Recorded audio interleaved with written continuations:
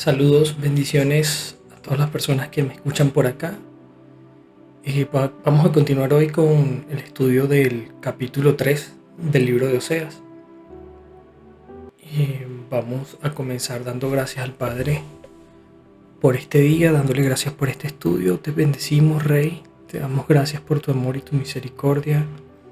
Y yo pido que esta palabra sea de bendición para cada uno de los que nos escuchan, Padre. Que sea tu Espíritu Santo tocando, limpiando, sanando y restaurando cada vida y cada persona que pueda escuchar este mensaje, Rey. En el nombre de Yeshua. Amén. Bueno, vamos a retomar entonces el estudio en donde quedamos. Quedamos en el capítulo 3 del libro del profeta Oseas. Veníamos hablando de que Oseas era un profeta que el Padre usó para profetizar a la casa del norte, a la casa de Israel, a las 10 tribus del norte. Si bien él con su propia vida, digamos que tenía ya un mensaje, entregaba un mensaje con su propia vida, y este mensaje cada vez se va poniendo un poco más serio. Y Yahweh, nuestro Padre Celestial, va hablando cada vez más y más a la vida de las personas, a la vida del pueblo, para que ellos puedan arrepentirse de su maldad y puedan volverse de sus malos caminos. Este mensaje aplica muy bien al día de hoy y es un llamado que el Padre nos está haciendo también para que nos apartemos de nuestra maldad y le reconozcamos, que podamos volvernos en arrepentimiento a Él, que abandonemos nuestra pasada manera de vivir y que seamos transformados y renovados por su propio Espíritu Santo. Pero es algo de la disposición de las personas en nuestros corazones. Entonces quedamos en que Oseas, capítulo anterior, capítulo 2, estaba entregando un mensaje en el que le decía al pueblo que ya este pueblo no era pueblo de Dios. Entonces vamos al verso 1 del capítulo 3. Dice: me dijo otra vez Yahweh, ve, ama a una mujer amada de su compañero, aunque adúltera, como el amor de Yahweh para con los hijos de Israel, los cuales miran a dioses ajenos y aman tortas de pasas. La compré entonces para mí por 15 siclos de plata y 1 homer y medio de cebada, dice Oseas. Y le dije, tú serás mía durante muchos días, no fornicarás ni tomarás otro varón. Lo mismo haré yo contigo, porque en muchos días estarán los hijos de Israel sin rey, sin príncipe, sin sacrificio, sin estatuas, sin efod y sin terafines. Después volverán los hijos de Israel y buscarán a Yahweh su Elohim y a David su rey, y temerán a Yahweh y a su bondad en el fin de los días. Capítulo 3 realmente es muy corto, pero tiene muchas cosas, dice muchas, pero muchas cosas. Vamos a mirarlo por acá. Oseas capítulo 3, entonces leemos y dice, me dijo otra vez, ama a una mujer amada de su compañero. Esta es la versión Reina Valera. Aunque adúltera como el amor de Jehová para con los hijos de Israel, los cuales miran a dioses ajenos y aman tortas de pasa. En la versión israelita mesiánica, una versión un poco más cercana al original, dice, ve una vez más y ama a una mujer que ama cosas malditas, a esta adúltera, así como Yahweh ama al pueblo de Israel, a pesar de que ellos se vuelven a otros dioses. ¿Qué está diciendo el Padre en este punto? Aquí normalmente hay como una contradicción. Hay dos posturas en que si esta mujer del capítulo 3 es la misma que la del capítulo 1, que es Homer, la que era esposa de Oseas. Cuando leemos la Biblia israelita mesiánica, la Kadosh, está traducida directamente del hebreo, del original, nos damos cuenta que dice, ve una vez más y ama a una mujer que ama cosas malditas. No como dice la Reina Valera, que dice ve y ama a una mujer amada de su compañero, sino que dice ve una vez más. Esto da a entender que es la misma mujer, sobre todo por lo que Dios, Yahweh, está hablando al pueblo. ¿Sí? Él está diciendo, así como yo amo al pueblo de Israel a pesar de que ellos se vuelven a otros dioses, igual los amo. Entonces, lo importante acá que podemos ver es cómo esto se refleja en la vida de Oseas y cómo el mismo padre va tratando y va tratando y va tratando con el pueblo y lo va llamando cada vez más al arrepentimiento. Entonces tenemos por acá, también tenemos Jeremías 7. ¿Sí? Acá vemos que dice que ellos aman las tortas de pasa. ¿Qué quiere decir el padre con que ellos aman las tortas de pasa? El hecho la mención de las tortas de pasas en este punto es que era una ofrenda a falsos dioses.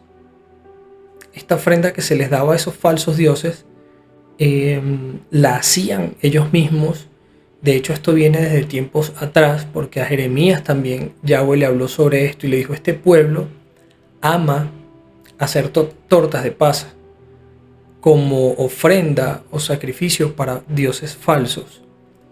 Si vemos Jeremías 7:16, dice: tú pues no ores por este pueblo, ni levantes por ellos clamor ni oración, ni intercedas ante mí, porque no te oiré. ¿No ves lo que hacen en las ciudades de Judá y en las calles de Jerusalén? Los hijos recogen la leña, y los padres encienden el fuego, y las mujeres amasan masa para hacer tortas a la reina del cielo. La reina del cielo, pues, es digamos que es una figura, ¿sí?, que lo que representa es una diosa pagana. Y dice que el pueblo hacía esto para derramar libaciones a estos dioses y provocarle ira a Yahweh. Entonces, esta diosa pagana, digamos que estuvo muchas veces siendo adorada por diferentes culturas en las mismas épocas. Hasta el día de hoy la gente sigue cayendo en este tipo de prácticas. La frase reina del cielo realmente aparece en la Biblia 2 veces, ambas en el libro de Jeremías. El primer incidente está relacionado con las cosas que los hijos de Israel estaban haciendo que provocaron ira a Yahweh. Familias enteras estaban involucradas en la idolatría. Los niños juntaban la madera y los hombres la utilizaban para construir altares para adorar a dioses falsos. Las mujeres, como dice Jeremías, se dedicaban a amasar y hornear tortas de pan para la reina del cielo. Este título de reina del cielo se refiere a Astarte, una diosa de Babilonia y Asiria, también llamada Astarot por otros grupos. Diana de los Efesios, Acera, que es la diosa de la fertilidad y representa la fornicación, ya que Acera tuvo relaciones sexuales con su propio hijo. Y se creía que esta deidad o esta mujer era la esposa del falso dios Baal, también conocido como Moloch. Entonces, ¿qué pasa? Esta adoración era muy común. Era una adoración hacia una mujer que representaba la fertilidad, porque la imagen de ella era una mujer con un hijo. Y cuando ellos necesitaban, digamos, una mujer era estéril y necesitaban tener un hijo, le clamaban y le pedían y le hacían ofrendas a esta mujer. Esto no es más que un engaño del enemigo, ¿sí? Digamos, este tipo de milagros o sucesos sobrenaturales que pueden ocurrir, muchas veces es el enemigo tomando parte dentro de esa falsa adoración para engañar a la gente. Entonces, esta diosa en cada cultura se le colocaba un nombre diferente, pero espiritualmente es la misma entidad. Entonces, se creía que era la esposa del falso dios Baal desde hace muchos años. Entonces, la motivación de las mujeres para adorar a Astarot se derivaba de su reputación como una diosa de la fertilidad. Y como la concepción de los hijos fue muy deseada entre las mujeres de la época, la adoración de la reina del cielo era frecuentemente realizada entre las civilizaciones paganas, lo que les comentaba. Lamentablemente se hizo popular también entre el pueblo de Yahweh. Anteriormente la mujer se le veía simplemente como alguien que tenía que dar hijos. ¿Sí? Tenía que darle descendencia al hombre. Su función principal era esa, vista desde algunas culturas, ¿no? Entonces, ¿qué ocurre? Claro, El momento que la mujer no puede tener hijos, eso era algo muy horrible, tanto para ella como para su familia. Era una cosa, de verdad, prácticamente para ellos era como una especie de maldición, hablando de las naciones paganas también. Entonces, ¿qué ocurre? Claro, una mujer quedaba estéril y eso era una indignación, eso era una burla, era objeto de burla por la gente. Entonces, la adoración a este tipo de diosas o falsas diosas era muy, pero muy común. También en Jeremías 44 está la segunda referencia a la reina del cielo. Jeremías está dándole al pueblo la palabra que Yahweh le había dado. Y le recuerda a la gente que su desobediencia e idolatría habían causado que Yahweh se enojara. Entonces Jeremías advierte también que castigos aún mayores les esperaban si no se arrepentían. Y ellos le respondieron que no tenían intenciones de renunciar al culto de los ídolos, sino que simplemente iban a continuar dándole ofrendas, libaciones a la reina del cielo. Jeremías recibió un mensaje acerca de todos los judíos que vivían en Migdol, Tafnes, Memphis y Patros, en la tierra de Egipto.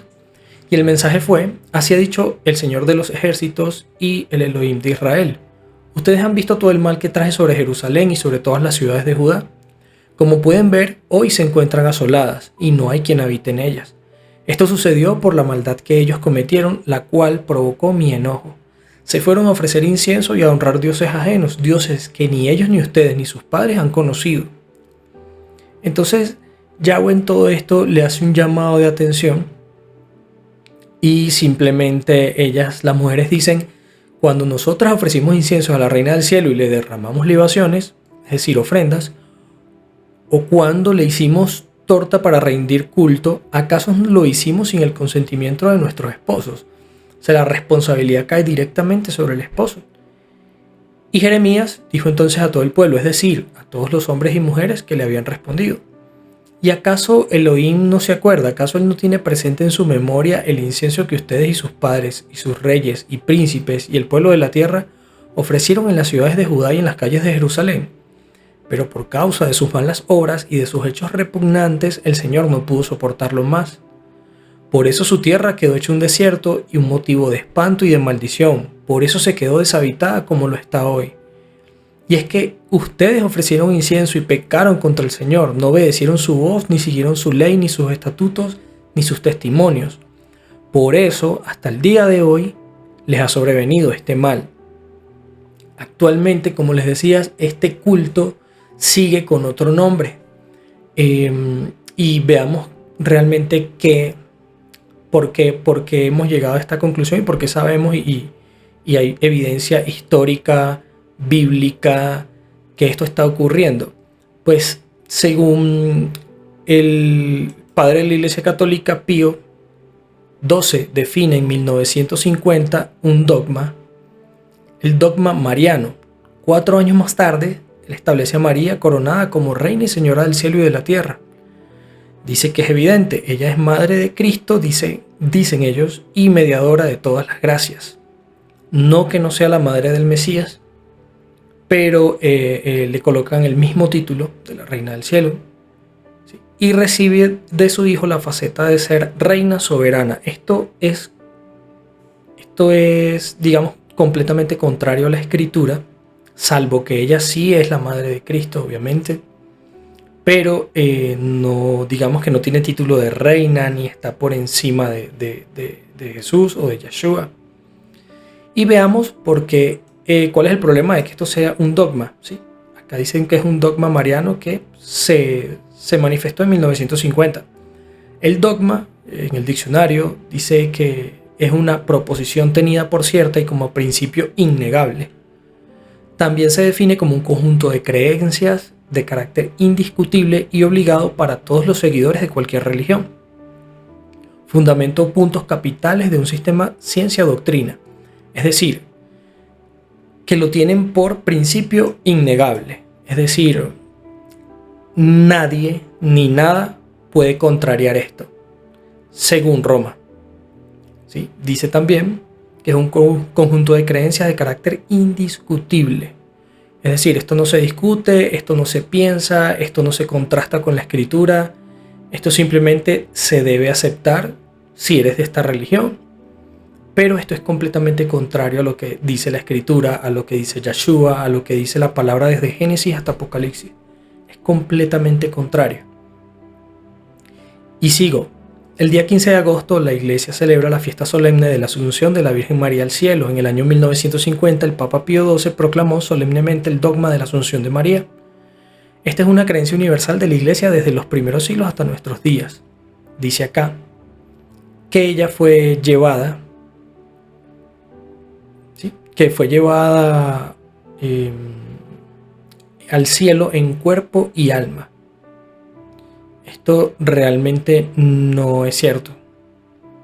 Esto, como les digo, simplemente en el año 1950 este papa hizo un edicto y dijo, miren, ya María, pues no vamos a enseñar que falleció, simplemente vamos a decir que ella fue llevada al cielo en cuerpo y alma, tratando de igualarla al Mesías.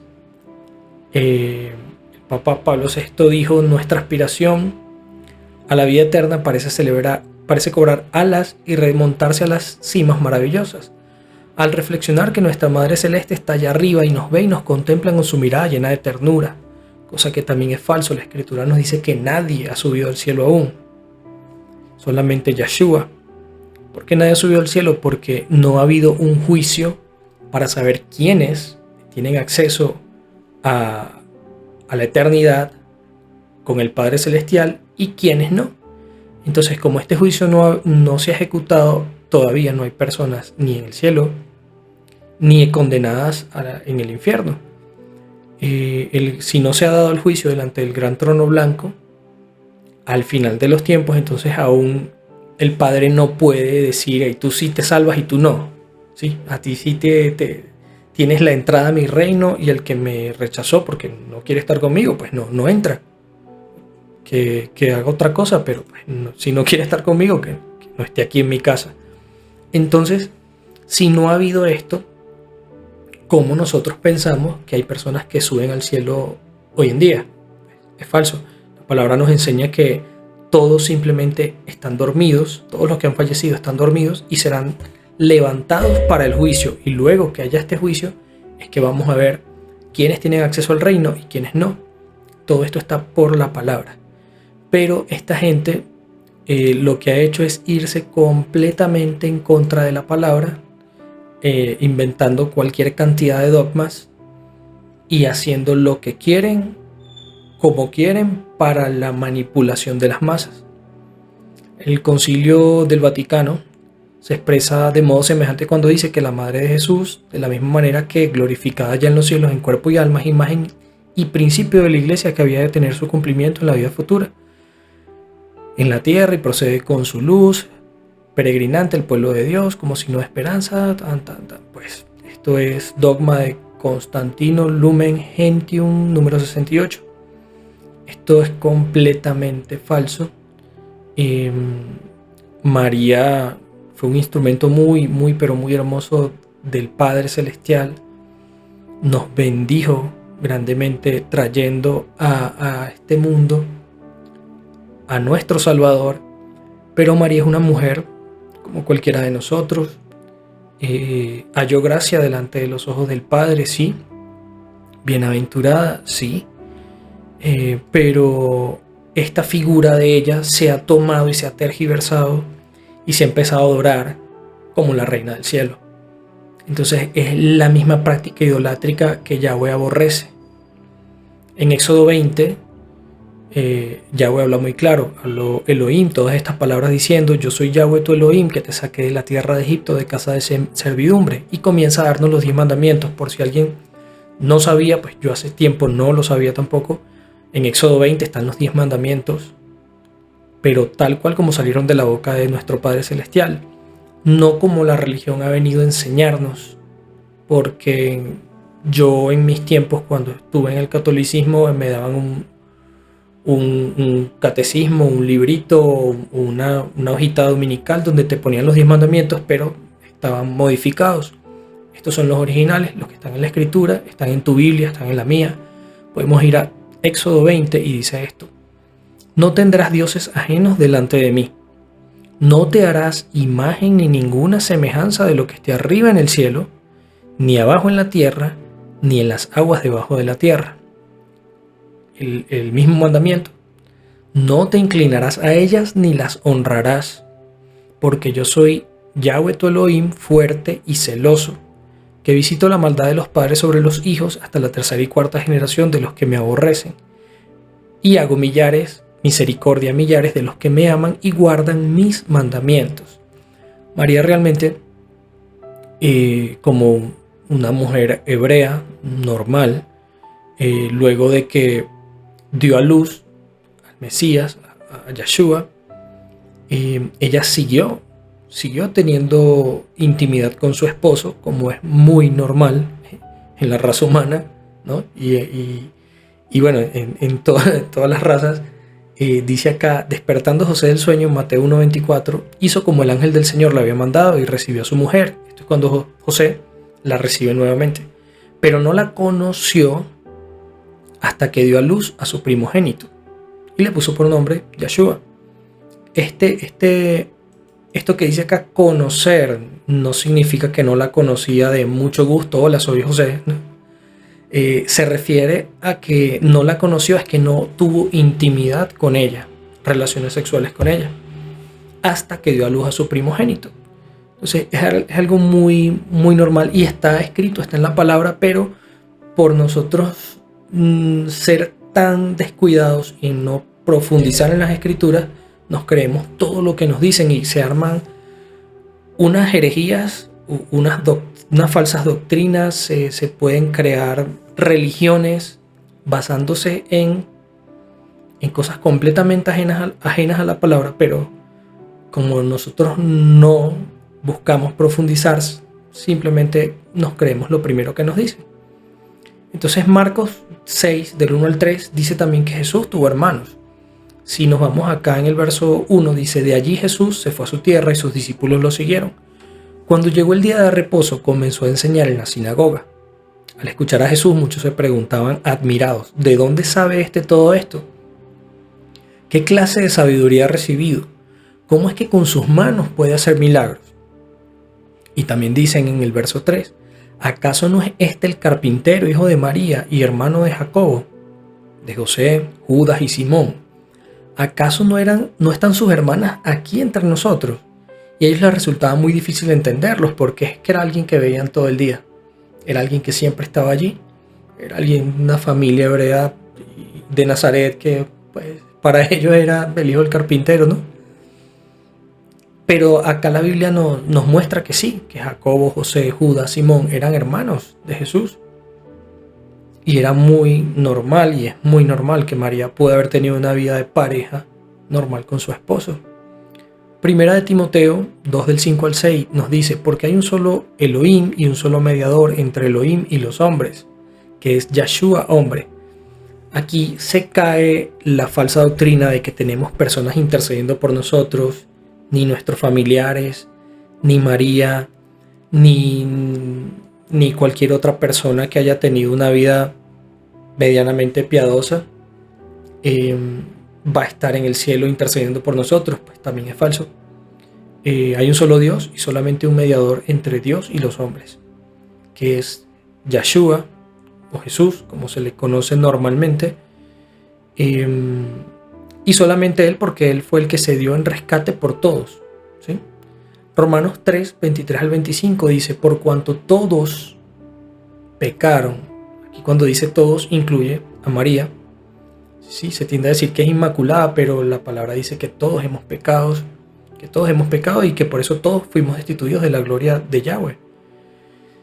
Dice que por cuanto todos pecaron están destituidos de la gloria de Dios, siendo justificados gratuitamente por su gracia, mediante la redención que es en Cristo Jesús o en Yeshua HaMashiach, a quien Elohim puso por propiciación por medio de la fe en su sangre, para manifestar su justicia a causa de haber pasado por alto en su paciencia los pecados pasados. Jesús mismo dice que Él es el único camino al Padre y dice, yo soy el camino, la verdad y la vida, nadie viene al Padre sino por mí. Entonces con todo esto confirmamos bíblicamente que esta adoración a la Reina del Cielo es algo que nuestro Padre Celestial aborrece y que si alguno que escucha esto lo está haciendo, debe dejar de practicarlo. Debe entender que esto es caer en la idolatría y que debe apartarse de eso en arrepentimiento, pedirle perdón a nuestro Padre Celestial y volverse de sus malos caminos. Vamos con el versículo número 2. Dice, volviendo a todo el relato de Oseas, dice Oseas, la compré entonces para mí por 15 ciclos de plata y 1,5 homer de cebada.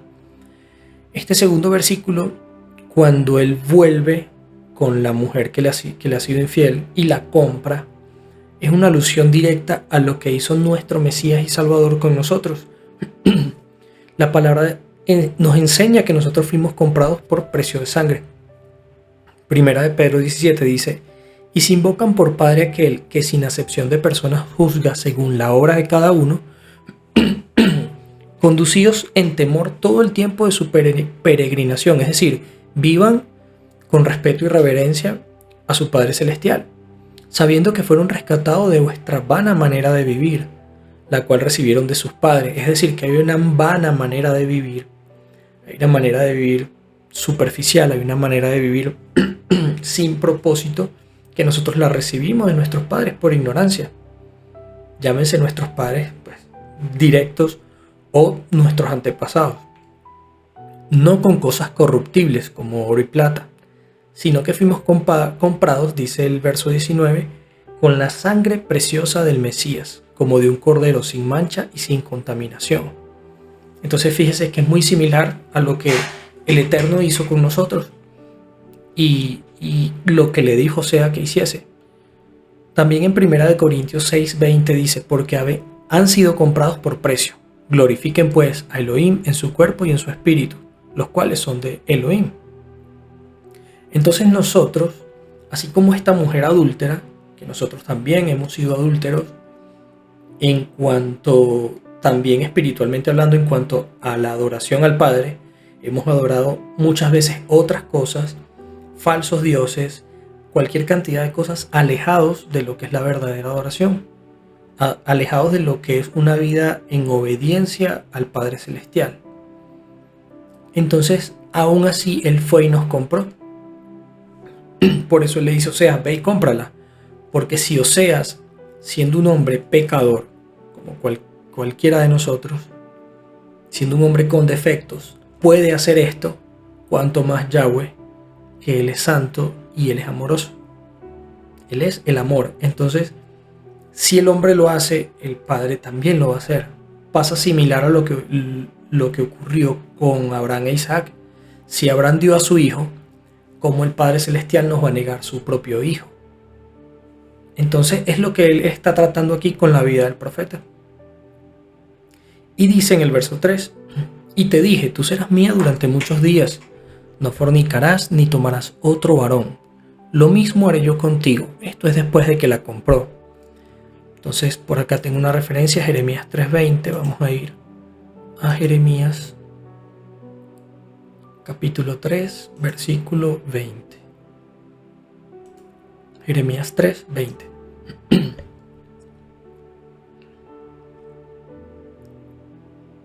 Dice, pero como la esposa infiel abandona a su compañero, así prevaricaste contra mí, oh casa de Israel, dice Yahweh. Es decir, que la misma casa de Israel hizo esto con Yahweh y lo dice en Jeremías. El Padre mismo se lo dice al pueblo, prevaricaste contra mí. Vamos ahora a Romanos 9, del 24 al 26. Romanos 9, del 24 al 26. Y veamos lo que dice entonces.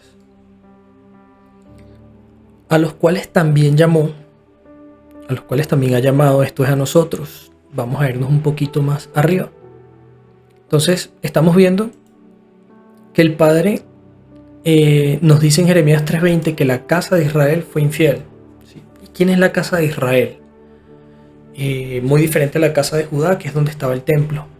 La casa de Israel son esta casa del norte donde estaba profetizando Oseas, que luego de esto fue el castigo fue que iba a ser dispersa entre las naciones, que iba a ser asediada y iba a ser llevada cautiva por Asiria. Y esto ocurrió tiempo después de que Jeremías y Oseas profetizaron. Incluso Ezequiel profetizó también, y ellos nunca se volvieron de sus malos caminos. Entonces vino el castigo o la reprensión. Ellos fueron llevados cautivos a Siria. Pero cuando el apóstol Pablo comienza, mucho tiempo después, comienza a hablar acerca de la salvación del Mesías, él empieza a decir a qué vino Yeshua, cuál fue su propósito o uno de los propósitos de su venida. Y acá él comienza a explicarle esto a los romanos. Los romanos, gente también, gentiles, paganos, pero que escuchaban el mensaje con atención y ponían la intención o ponían su corazón para escuchar el mensaje. Y Pablo le explica y les dice, ¿y qué? Si Dios, queriendo mostrar su ira, hace notorio su poder, soportó con mucha paciencia los vasos de ira preparados para destrucción y para hacernos notorias las riquezas de su gloria. Las mostró para con los vasos de misericordia que él preparó de antemano para gloria. Y luego dice, a los cuales también ha llamado, esto es a nosotros, no solo de los judíos, sino también de los gentiles.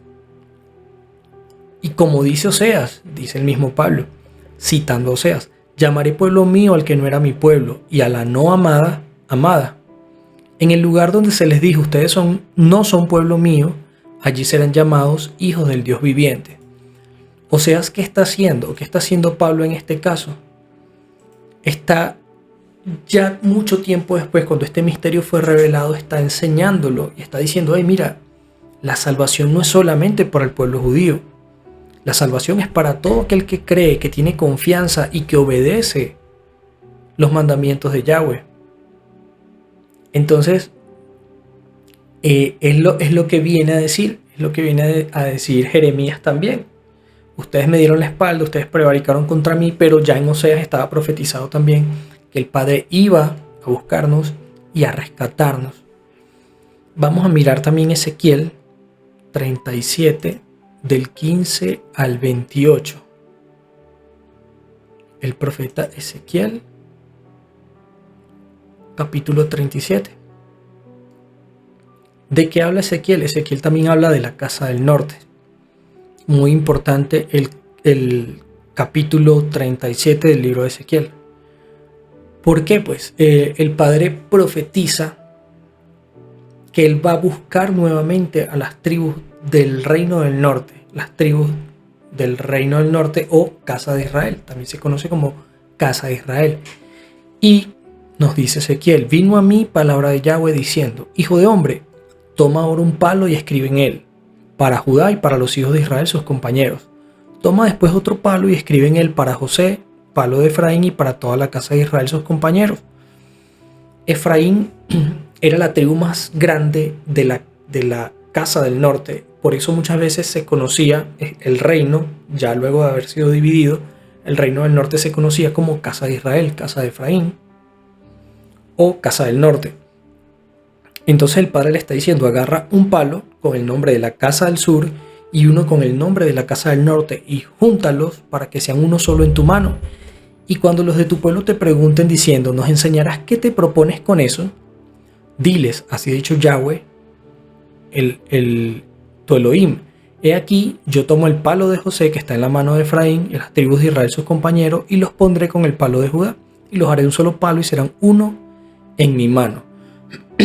Esto para ellos era impensable porque ya ellos decían, no, o sea, ya Dios le dio carta de divorcio a las tribus del norte, ellos ya son unos gentiles, ellos ya se apartaron, ellos tenían su propia adoración pagana en Gilgal y en Samaria, tenían su propio templo que habían construido, bueno, no templo, pero sí tenían unos altares, sacrificaban cualquier cosa diferente a lo que el Padre les había establecido. Entonces realmente esa gente ya andaba por su lado y el Padre, como ellos nunca hicieron caso a ninguno de estos profetas, el Padre los castigó y se los llevó cautivos el rey de Asiria.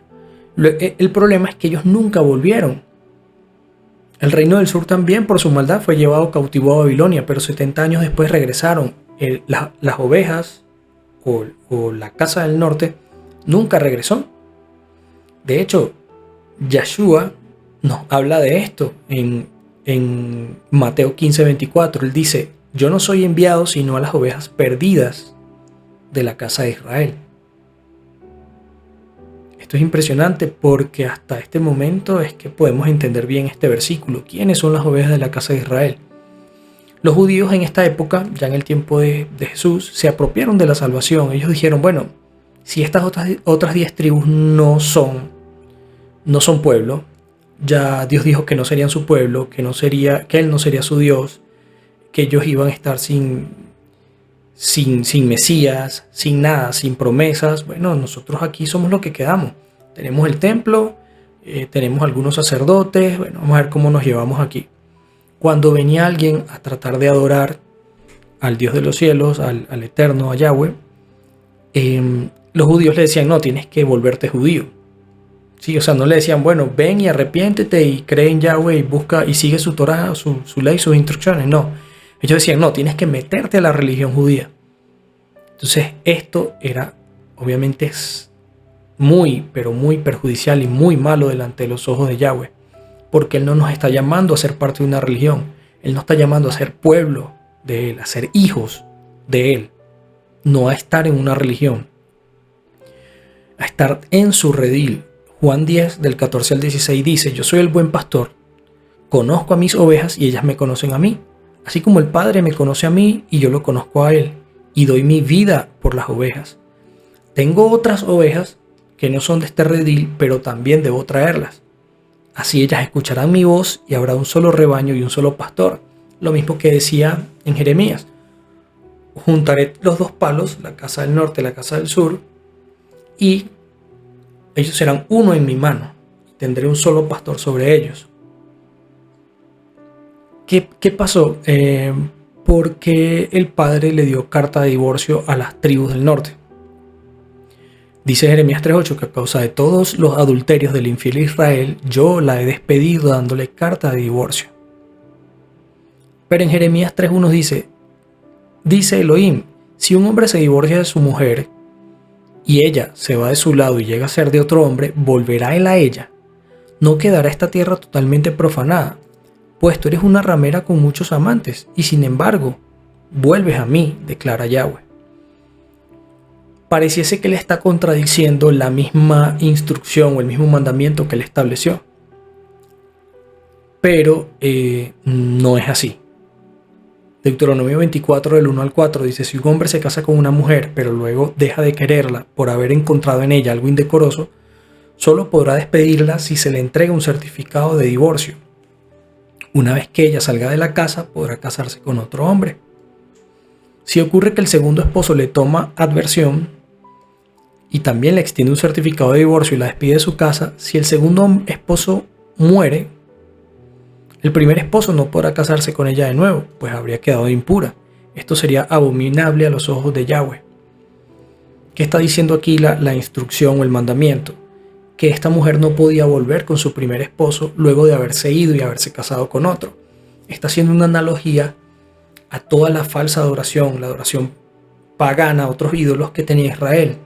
Tenían otro esposo y ya cuando este esposo les quitó todo, entonces ellas quisieron volver, o es lo que quiso hacer en alusión a la esposa, y que eso no se iba a poder hacer. O sea, nosotros no teníamos forma de volver a Dios, de conocerlo, de ser llamados hijos, de ser llamados su pueblo. No lo teníamos, estábamos prácticamente condenados a una eternidad sin Él.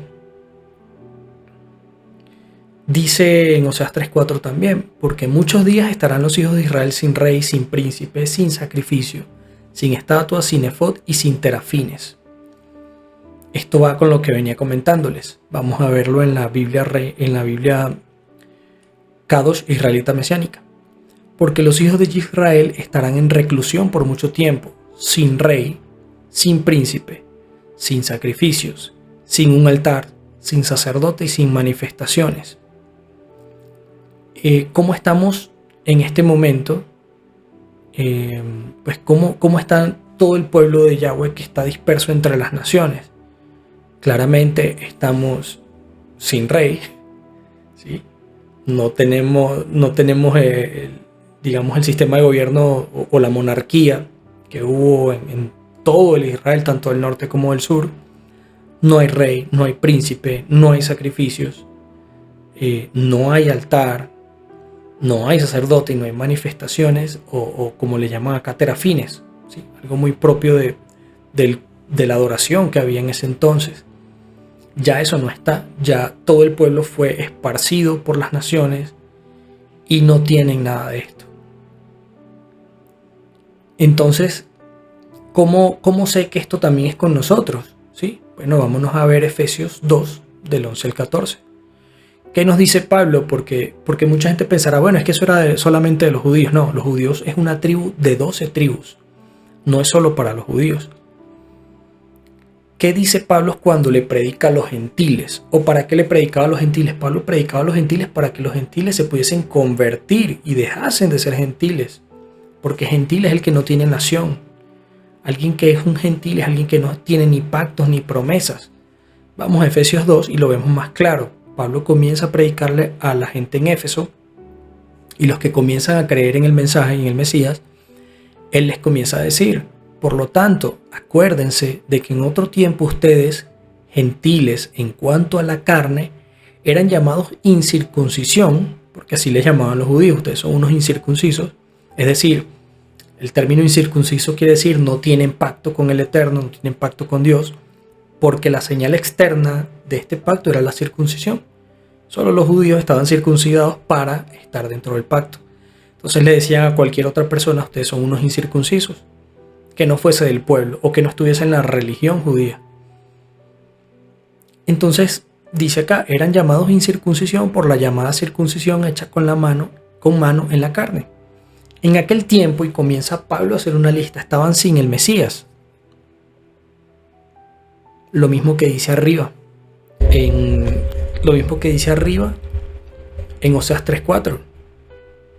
Pablo se lo dice a los efesios. Le dice: estaban sin el Mesías. Estaban alejados de la ciudadanía de Israel. Eran ajenos a los pactos de la promesa. Sin esperanza y sin Elohim, sin Dios en el mundo. Pero ahora, en Cristo Jesús, ustedes que en otro tiempo estaban lejos, han sido hechos cercanos por la sangre del Mesías, porque Él es nuestra paz, que de ambos pueblos, los del norte y los del sur, hizo uno, derribando la pared intermedia de separación. O sea que estamos viendo acá que por medio de nuestro Mesías, estas tribus del norte, que fueron dispersas por las naciones, puede que seamos descendientes de alguna manera de ellos, o puede que no. No importa, el Padre acepta tanto linaje de Él como extranjeros. Los puede aceptar en su pacto, simplemente que lo hagamos, le pidamos con un corazón humillado: Padre, yo quiero estar en ese pacto contigo, quiero unirme a ese pacto, quiero aceptar ese pacto, quiero ser tu hijo. Con yo decirle eso de corazón, de todo corazón, arrepintiéndome de mi pasada manera de vivir, tengo acceso al pacto. Ya no voy a estar sin Mesías, sin una ciudadanía de pueblo de Dios, ni voy a estar ajeno a los pactos de la promesa, no voy a estar sin esperanza, y tampoco voy a estar sin Dios en el mundo. Y dice el 13, pero ahora en Cristo Jesús, ustedes que en otro tiempo estaban lejos, han sido hechos cercanos.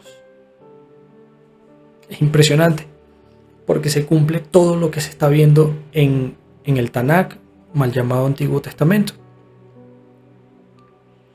Y tenemos también por acá, eran solo 5 versículos y se ha extendido mucho, pero es así de condensado que en este capítulo.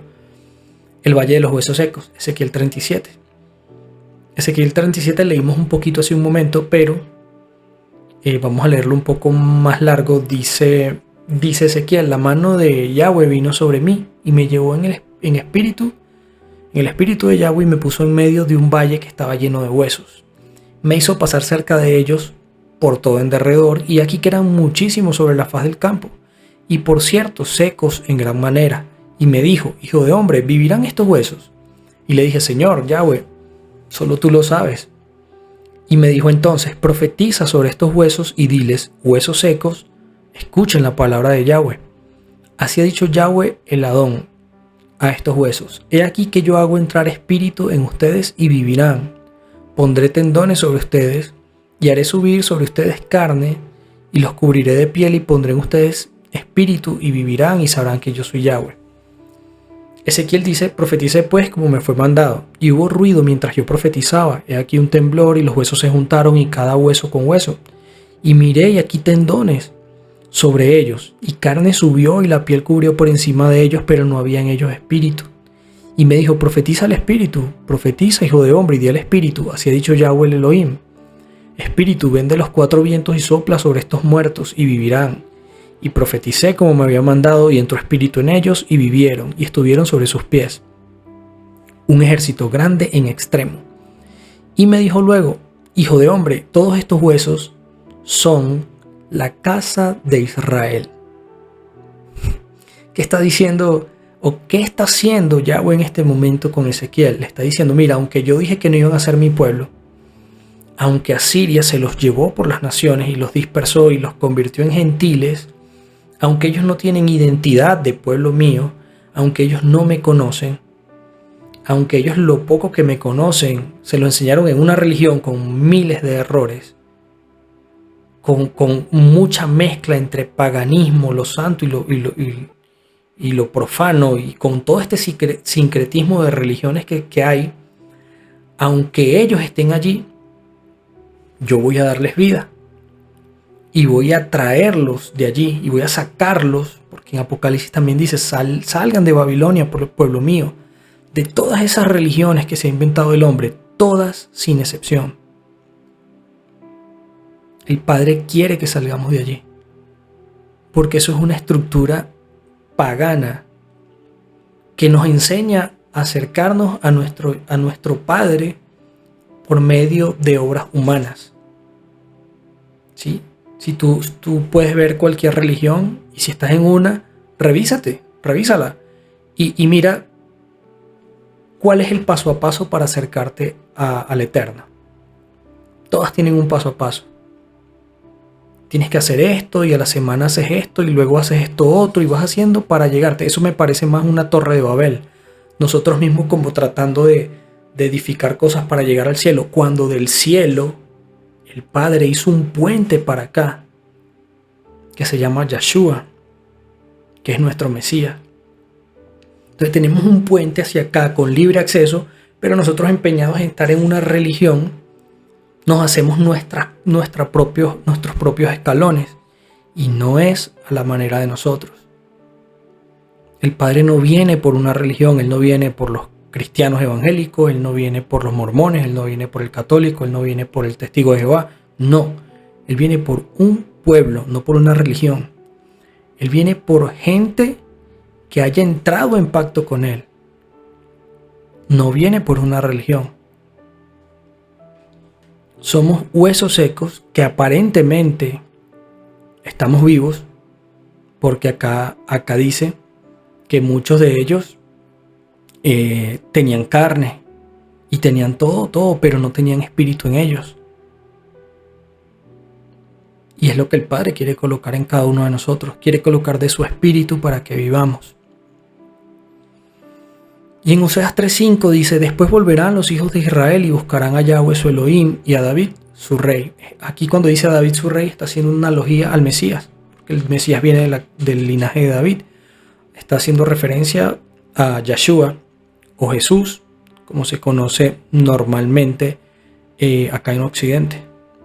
Y temerán a Yahweh y a la bondad y a su bondad en el fin de los días. Cuando dice temerán no se habla de miedo, se refiere más a un respeto y una reverencia hacia Él. Y seguimos en Ezequiel 37 y dice, he aquí yo tomo a los hijos de Israel de entre las naciones a las cuales fueron, y los recogeré de todas partes y los traeré a su tierra. Y los haré una nación en la tierra, en los montes de Israel, y un rey será a todos ellos por rey. Nunca más serán dos naciones. Para poner un ejemplo, esta división del reino se parece mucho a la división de la Nueva Granada. Sí, vámonos a un poco de historia de Colombia y de Venezuela. Nueva Granada era una sola nación, pero esto se dividió en dos y quedó Venezuela al norte y quedó Colombia al sur. Lo mismo pasó en Israel. La casa del norte quedó arriba, llamándose casa de Efraín también porque Efraín era la tribu de las 10 que estaba arriba, la que más porción de tierra tenía, y abajo la más grande o la que más porción tenía era la de Judá. Entonces quedó esta como casa de Efraín y esta como casa de Judá. Pero aquí habían 10 y aquí habían 2. Entonces, lo mismo ocurrió acá en Colombia y Venezuela. Esta división.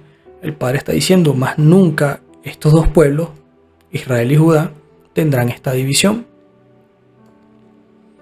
Dice, no se contaminarán más con sus ídolos, con sus abominaciones y con todas sus rebeliones. Estamos hablando de la adoración falsa que nos han enseñado dentro de las religiones. La adoración a la reina del sol. Aquí lo dice.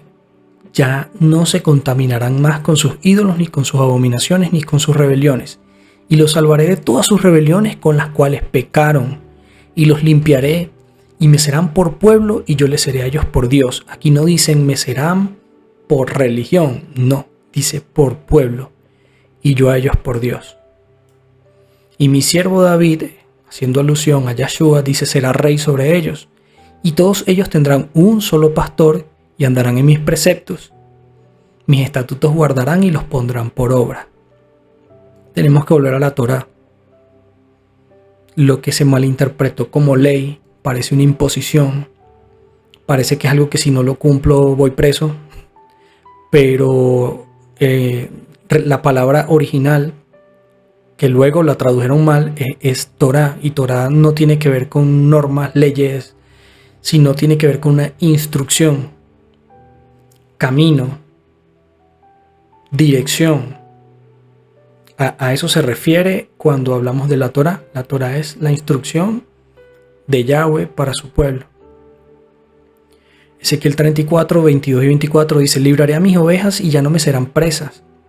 Juzgaré entre oveja y oveja. Entonces pondré sobre ellas un solo pastor que las apacentará, a mi siervo David. Él las apacentará y será su pastor. Y yo, el Adón, seré su Elohim, y mi siervo David será príncipe en medio de ellas. Yo, Elohim, he hablado.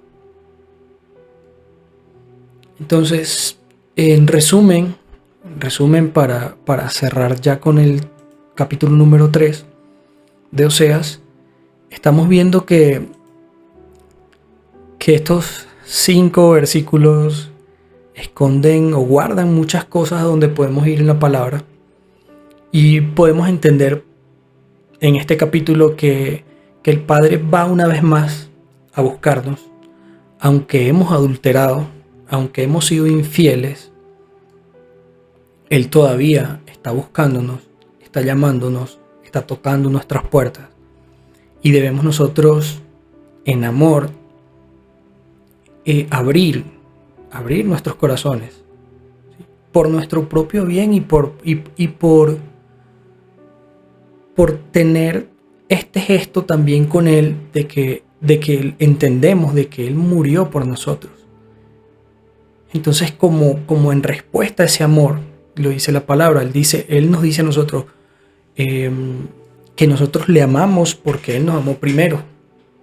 Entonces, en respuesta a ese amor, lo más bonito es responder también con amor, ¿sí? Entendemos que Él nos compró para Él a precio de sangre, que esta estadía dentro de las naciones o en las naciones donde vivamos cada uno es pasajero. De algún momento, no digo que todos los creyentes tengamos que irnos a vivir a Israel, a la tierra, al país o a la nación, que creo que desde 1940 se instituyó como nación. No, creo que como que cada uno que crea, esté donde esté, pasa a ser parte de su pueblo. ¿Sí? Somos parte de su pueblo porque entramos en un pacto con Él. Y pasamos a ser también ciudadanos de Israel. No me refiero al Israel terrenal, me refiero al Israel que él tiene en su mente, que son todos sus hijos reunidos. Entendemos también que nosotros, como lo dice aquí, debemos arrepentirnos y buscar a Yahweh, nuestro Elohim, y a su Hijo, al Mesías. Y volveremos a Él y Él con su bondad nos aceptará. Entonces, esto sería todo por ahora. Yo les quiero bendecir en el nombre de Yahweh, que esta enseñanza pueda tocar los corazones y que en verdad sea de bendición para cada uno de ustedes, en el nombre de Yeshua. Nos vemos entonces en el próximo segmento.